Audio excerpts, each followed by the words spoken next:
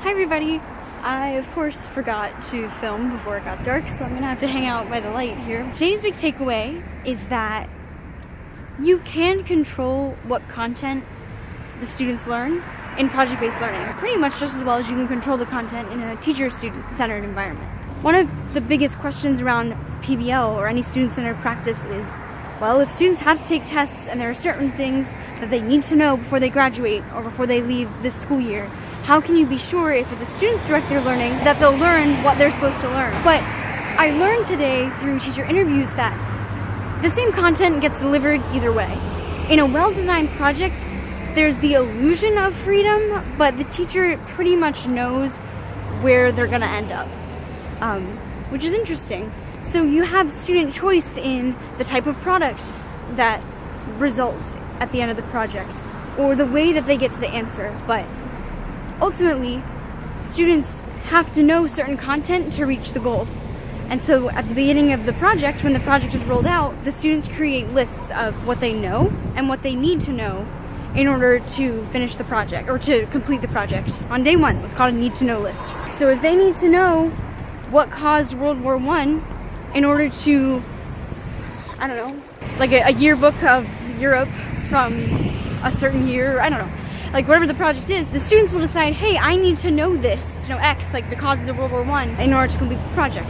And so in response to students' need to know lists, later down in the project, the facilitator or the teacher will hold workshops. They'll say, okay, I know today you're working in your groups on your project, but those who feel like they need to learn more about the causes of World War I, come over to this side of the room, I'm gonna hold a workshop on it. You have the same information covered, the same content, it's just in a different order and it's authentically initiated, right?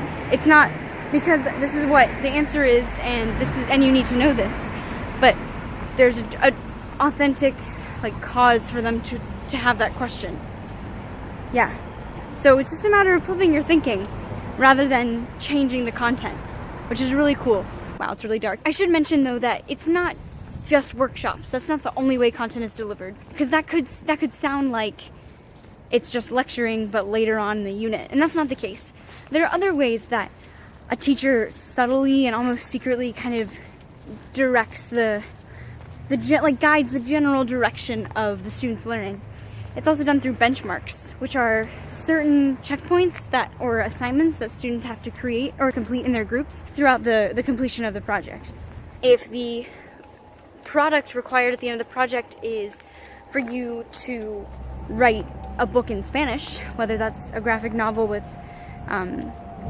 captions, or a children's storybook, or a novel, is up to you, up to the student and their ability level, etc. Perhaps along the way, you need to write it out in English first, or you have to make an outline. And as you complete those benchmarks, right, those intermediary steps or the assignments in between, you're going to realize you have gaps in your knowledge there. Like, oh gee, in English I say he runs, but I only know in Spanish to run.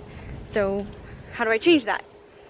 Right? And so now that's another entry point for the teacher to say, well, I'm glad you asked. There's this thing called conjugation in Romance languages. Let me tell you about it. So yeah, there's a lot of creative ways to still ensure that students learn what they're supposed to learn, and I think that's really special, but also a general misconception to those who don't know PBL very well, and even to me.